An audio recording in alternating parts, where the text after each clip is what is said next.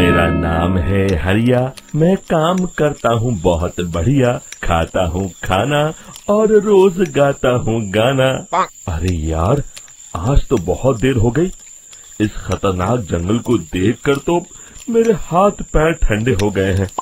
अगर मैं वक्त पर गांव नहीं पहुंचा तो मालिक बहुत नाराज हो जाएंगे। तभी हरिया को एक आवाज सुनाई देती है। सुनिए हरु जी। अरे, ये आवाज किसने दी? तभी हरिया को सामने कुछ दूर एक औरत खड़ी दिखाई देती है। अरे भाई, ये औरत अकेली इतनी रात को इस जंगल में क्या कर रही है? चलकर पूछना पड़ेगा। फिर हरिया अपनी बैलगाड़ी उस औरत के सामने लाकर रोक देता है और उससे पूछता है। अरे सुनिए, आप इतनी रात को इस खतरनाक जंगल में अकेली क्या कर रही हैं? तभी वो औरत मीठी आवाज में कहती है, अरे हरु जी, आप आ गए। मैं कब से आपका इंतजार कर रही थी। वैसे तो यहाँ से काफी लोग गुजर चुके हैं, लेकिन मैं खास आपका इंतजार कर रही थी। अच्छा, तुम सच कह रही हो? मुझे तो यकीन नहीं हो रहा है। वो क्या है ना, आज तक किसी ने मुझसे इतने प्यार से बात नहीं की। हाँ हाँ हरु जी, मैं सच कह रही हूँ। अब देर मत करिए और जल्दी से मुझे मेरे घर तक छोड़ दीजिए। हाँ हाँ, कौन सी बड़ी बात है, अभी छोड़ देता हूँ। आप मेरे पीछे बैलगाड़ी में बैठ जाइए और मुझे रास्ता बताते चलिए। फिर वो औरत हरिया की बैलगाड़ी में बैठ जाती है और हरिया बैलगाड़ी हाँकता हुआ आगे चल पड़ता है। फिर उस औरत के बताए हुए रास्ते पर चलते चलते हरिया बैलगाड़ी लेकर एक काली गुफा के आगे आकर रुक जाता है। हरिया उस औरत से पूछता है, हाँ देवी जी, आपका घर कहाँ है? यहाँ तो एक गुफा के अलावा और कुछ नहीं है। तभी अचानक वो औरत हवा में उड़ने लगती है।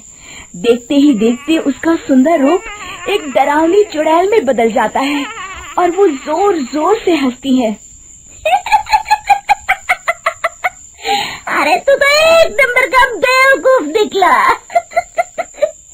तू तो बड़ी आसानी से मेरी बातों में आ गया।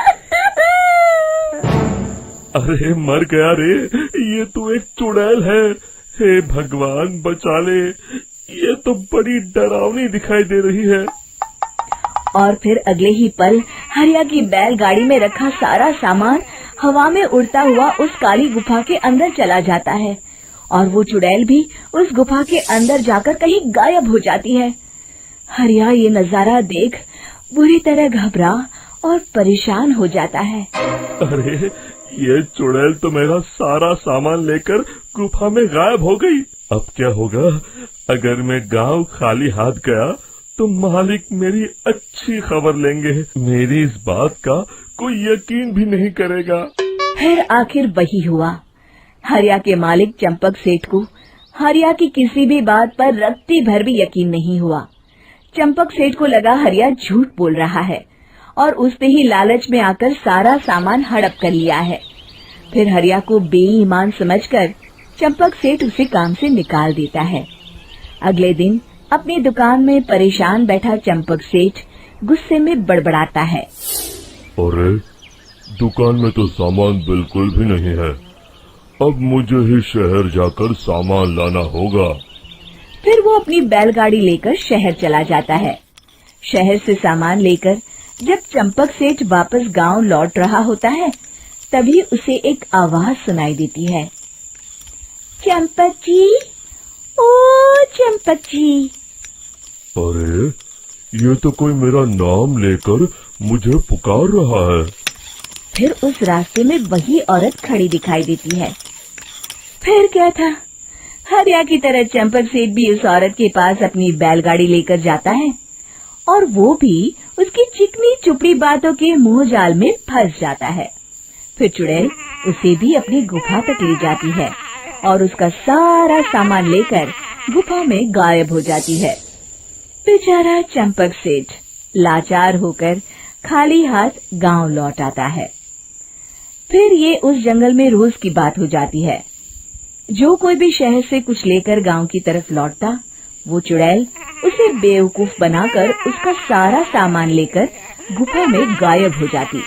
एक दिन हरिया एक लकड़हारे को उसी जंगल की तरफ जाते हुए देखता है।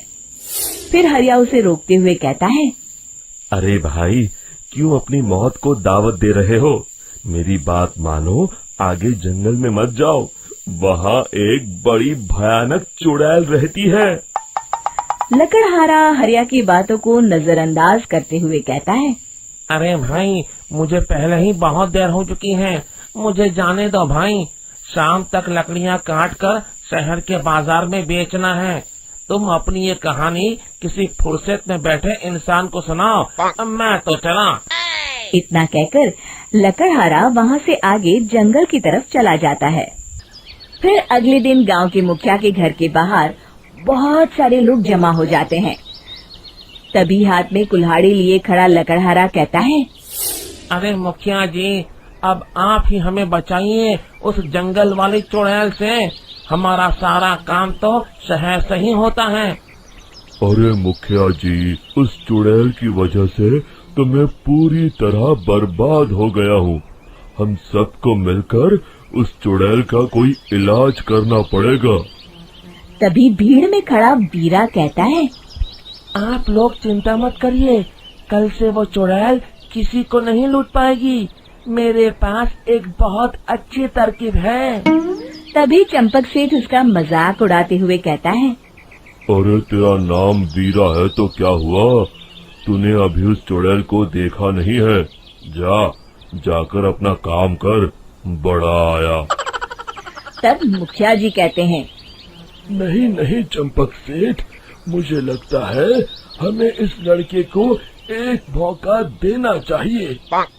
फिर सभी गांव वाले मुखिया जी की बातों से सहमत हो जाते हैं और वीरा शाम को एक बैलगाड़ी में कुछ सामान लादकर उस जंगल की ओर चल देता है।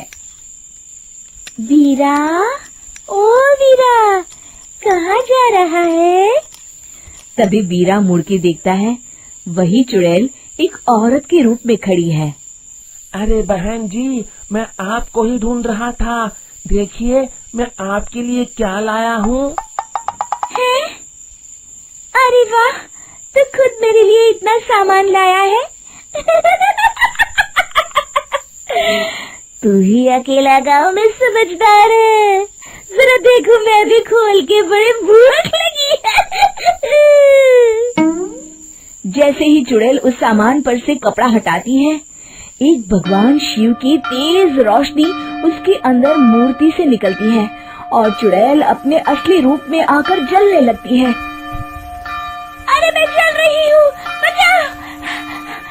बचाओ! ओम नमः शिवाय, मर गई मैं! देखते ही देखते वो चुड़ैल राख के साथ उड़ जाती है और सभी गांव वाले भी वहां जाते हैं। शिक्षा बुराई पे सदा अच्छाई की ही जीत होती है।